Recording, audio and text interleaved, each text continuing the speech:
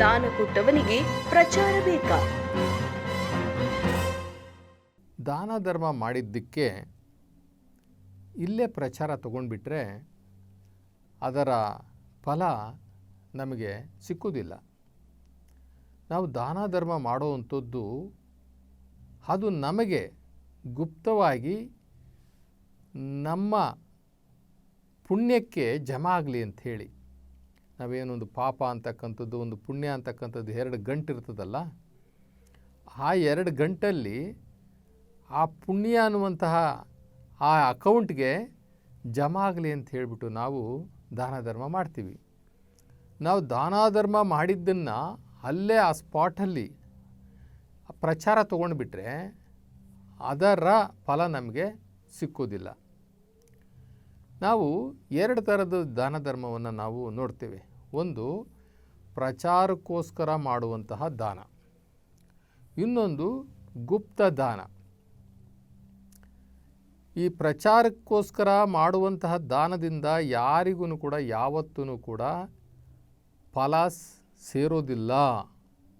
ಪ್ರಚಾರಕ್ಕೆ ಅದು ಜಮಾ ಆಗಿಬಿಡ್ತದೆ. ಅದಕ್ಕೋಸ್ಕರ ನಾವು ದಾನ ಧರ್ಮವನ್ನು ಗುಪ್ತವಾಗಿ ಮಾಡಬೇಕು. ಯಾರಿಗೂ ಗೊತ್ತಿಲ್ಲದಂಗೆ, ಅಂದರೆ ಯಾರಿಗೂ ಪ್ರಚಾರ ಮಾಡ್ದಂಗೆ ನಾವು ಮಾಡಬೇಕು. ಎಡಗೈಲಿ ಮಾಡಿದ್ದನ್ನು ಬಲಗೈ ಗೊತ್ತಾಗಬಾರ್ದು ಅಂತ ಹೇಳ್ತಾರೆ. ಬಲಗೈಲಿ ಗೊತ್ತಾಗಿದ್ದು ಎಡಗೈ ಗೊತ್ತಾಗಬಾರ್ದು, ಈ ಎಡಗೈಲಿ ಮಾಡಿದಂತಹ ದಾನ ಧರ್ಮ ಬಲಗೈ ಗೊತ್ತಾಗಬಾರ್ದು ಅಂತ ಅಂದ್ಬಿಟ್ಟು ಹೇಳ್ತಾರೆ. ನಾವು ಮಾಡಿದಂತಹ ದಾನ ಧರ್ಮಗಳನ್ನು ದೊಡ್ಡ ದೊಡ್ಡ ಪೋಸ್ಟರ್ಗಳಲ್ಲಿ ಹಾಕಿಸ್ಕೊಳ್ಳುವಂಥದ್ದು, ಇನ್ವಿಟೇಷನ್ಗಳಲ್ಲಿ ಹಾಕಿಸ್ಕೊಳ್ಳುವಂಥದ್ದು, ಕಲ್ಲಲ್ಲಿ ಕೆತ್ತನೆ ಮಾಡಿಸ್ಕೊಳ್ಳುವಂಥದ್ದು, ಇವೆಲ್ಲವೂ ಕೂಡ ಮಾಡ್ತೀವಿ. ಆದರೆ ಇಹಲೋಕದಲ್ಲಿ ಮಾಡಿದಂತಹ ಈ ದಾನ ಧರ್ಮ ಪರಲೋಕದಲ್ಲಿ ನಮಗೆ ಫಲ ಕೊಡೋದಿಲ್ಲ. ಇಹಲೋಕ ಅಂತಂದರೆ ಭೂಲೋಕ. ಈ ಭೂಲೋಕದಲ್ಲಿ ಮಾಡಿದಂತಹ ದಾನ ಧರ್ಮ ಅದು ನಮಗೆ ಪರಲೋಕದಲ್ಲಿ ನಮಗೆ ಫಲ ಕೊಡಬೇಕು. ಆ ಪರಲೋಕದಲ್ಲಿ ಫಲ ಪಡೀಲಿಕ್ಕೋಸ್ಕರ ನಾವು ಇಹಲೋಕದಲ್ಲಿ ನಾವು ದಾನ ಧರ್ಮಗಳನ್ನು ನಾವು ಮಾಡ್ತೀವಿ ಅನ್ನೋದನ್ನು ನಾವು ಮರಿಬಾರ್ದು. ಅದರಿಂದ ದೇವರಿಗೆ ಗೊತ್ತಿರ್ತದೆ ನಾವು ಏನು ಕೊಟ್ವಿ, ನಾವು ಎಷ್ಟು ಕೊಟ್ಟಿವಿ, ಯಾವ ಒಂದು ಒಳ್ಳೆ ಕೆಲಸಕ್ಕೆ ಕೊಟ್ಟಿದ್ದೀವಿ ಅನ್ನುವಂಥದ್ದೆಲ್ಲವೂ ಕೂಡ ಆ ದೇವ್ರಿಗೆ ಗೊತ್ತಿರ್ತದೆ. ಆ ದೇವರಿಗೆ ಗೊತ್ತಿದ್ದ ಮೇಲೆ ನಾವು ಜನಗಳ ಹತ್ರ ಪ್ರಚಾರ ತೊಗೊಂಡು ನಮಗೇನಾಗಬೇಕು? ಯಾಕೆಂದರೆ ನಮಗೆ ವಾಪಸ್ ಕೊಡುವಂತವನು ಆ ದೇವರು. ಅವತ್ತು ಕೊಟ್ಟಿದ್ದವನು ಅವನೇ, ಇವತ್ತು ನಮ್ಮ ಹತ್ರ ಇರೋದನ್ನು ಕೊಟ್ಟಿರೋನು ಅವನೇ, ನಾಳೆ ದಿನ ನಮಗೆ ಕೊಡುವಂಥವನು ಅವನೇ. ಆದ್ದರಿಂದ ಅವನಿಗೆ ಗೊತ್ತಿದ್ದರೆ ಸಾಕು. ಜನಗಳ ಹತ್ರ ನಮ್ಗೆ ಯಾಕೆ ರೆಸಿಪ್ಟ್ ಬೇಕು? ನಮಗೇನು ಬೇಕಾಗಿಲ್ಲ. ನಾವು ಗುಪ್ತವಾಗಿ ಮಾಡಬೇಕು. ದಾನ ಧರ್ಮವನ್ನು ಗುಪ್ತವಾಗಿ ಮಾಡಬೇಕು. ಇವಾಗ ಮಾಡಿದ್ದುಣ್ಣ ಮಾರಾಯ ಅಂತ ಹೇಳ್ಬಿಟ್ಟು ಒಂದು ಗಾದೆ ಇದೆ. ಮಾಡಿದ್ದುಣ್ಣ ಮಾರಾಯ ಅಂತಂತಂದರೆ ನಾವು ಪುಣ್ಯದ ಕೆಲಸ ಮಾಡಿದ್ರೆ ಪುಣ್ಯ ಸಿಗುತ್ತೆ, ಪಾಪದ ಕೆಲಸ ಮಾಡಿದ್ರೆ ಪಾಪ ಸಿಗುತ್ತೆ, ದಾನದ ಕೆಲಸ ಮಾಡಿದ್ರೆ ದಾನದ ಫಲ ಸಿಗುತ್ತೆ. ಇವತ್ತು ನಾವು ಯಾವ ಬೀಜವನ್ನು ಹಾಕ್ತೀವೋ ಅದರ ಫಲವನ್ನು ನಾಳೆ ನಾವು ಪಡಿತೀವಿ. ಮಾವಿನ ಬೀಜ ಹಾಕಿದರೆ ನಾಳೆ ಮಾವಿನ ಹಣ್ಣು ಸಿಗುತ್ತೆ, ಬೇವಿನ ಬೀಜ ಹಾಕಿದ್ರೆ ನಾಳೆ ಬೇವಿನ ಬೀಜ ಸಿಗುತ್ತೆ, ಹಾಗಲಕಾಯಿ ಹಾಕಿದ್ರೆ ನಾಳೆ ಹಾಗಲಕಾಯಿ ಸಿಗುತ್ತೆ. ಅಥವಾ ಇವತ್ತು ನಾವೊಂದು ಆಪಲ್ಲು ಸಸಿ ಹಾಕಿದ್ರೆ ನಾಳೆ ದಿನ ನಮಗೆ ಆಪಲ್ ಸಿಗುತ್ತೆ. ಹೀಗೆ ನಾವು ಏನು ಮಾಡಿರ್ತೀವೋ ಅದರ ಪ್ರತಿಫಲ ಖಂಡಿತವಾಗಲೂ ನಮಗೆ ಜನ ಕೊಡೋದಲ್ಲ, ನಮಗೆ ದೇವರು ಕೊಟ್ಟೇ ಕೊಡ್ತಾನೆ. ಇವು ಸತ್ಯ ಹರಿಶ್ಚಂದ್ರ.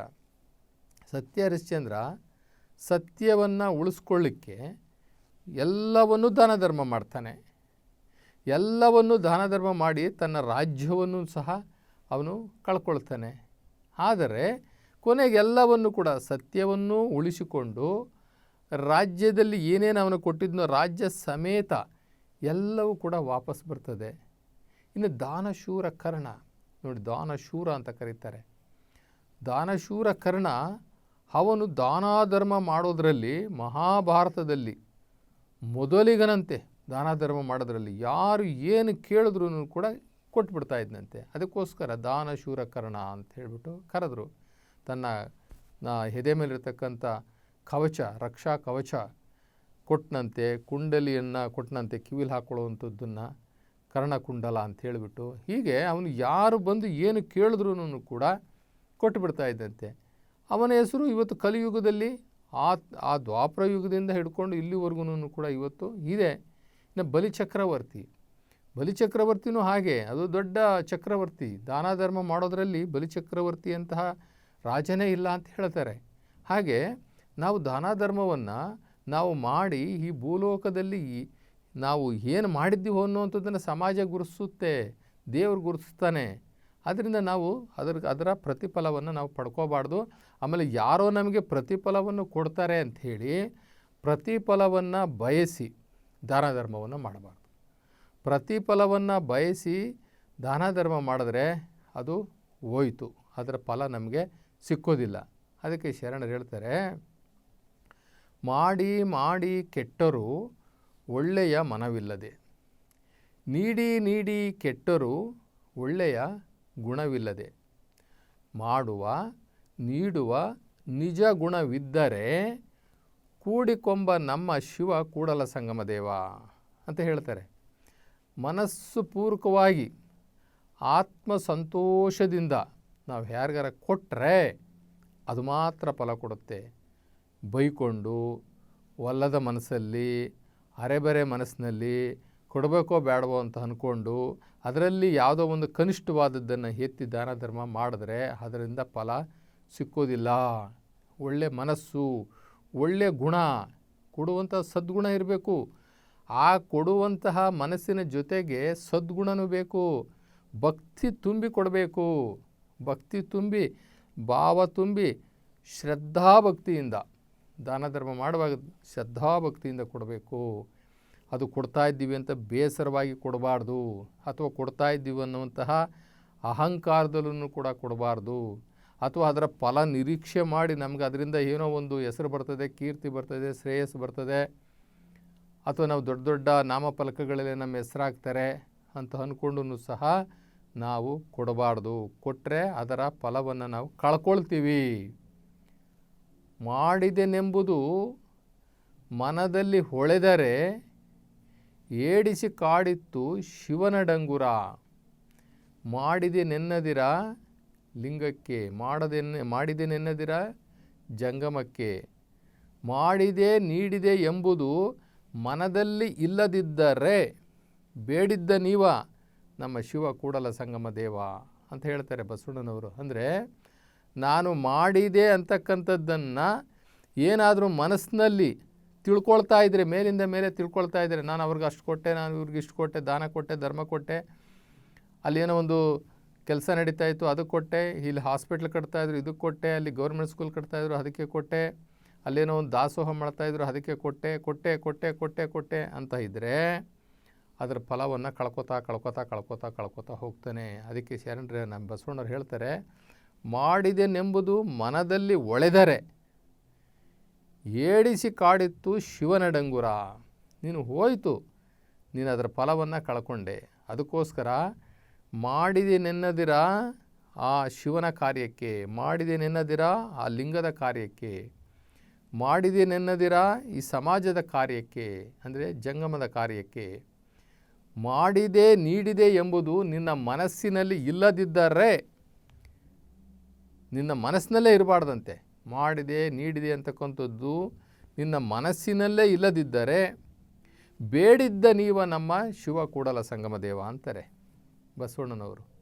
ಹಾಗೆ ನಮಗೆ ಇಲ್ಲಿ ಜನಗಳಿಂದ ರಸೀತಿ ಪಡ್ಕೊಳ್ಳುವಂಥದ್ದು, ನನ್ನ ಹೊಗಳಿಸ್ಕೊಳ್ಳುವಂಥದ್ದು ಇವನ್ನು ಯಾವತ್ತೂ ಮಾಡಬಾರ್ದು. ಮಾಡುವಂತಹ ದಾನ ಧರ್ಮ ಏನೇನ ಇದ್ದರೆ ಅದನ್ನು ಗುಪ್ತವಾಗಿ ಮಾಡಬೇಕು. ಕೇಳಬೇಕು, ಏನಪ್ಪ ಒಳ್ಳೆ ಕೆಲಸ ಮಾಡ್ತಾ ಇದ್ದೀರಾ, ಮಾಡಿರಿ, ನಾನೊಂದಿಷ್ಟು ಕೊಡ್ತೀನಿ ಒಳ್ಳೆ ಕೆಲಸಕ್ಕೆ, ಅಥವಾ ನಿಮ್ಗೇನು ಬೇಕು ಹೇಳ್ರಿ, ನಾನೇ ಮನಸಾರ ಬಂದು ಅಲ್ಲಿ ಮಾಡಿಬಿಟ್ಟು ಬರ್ತೀನಿ.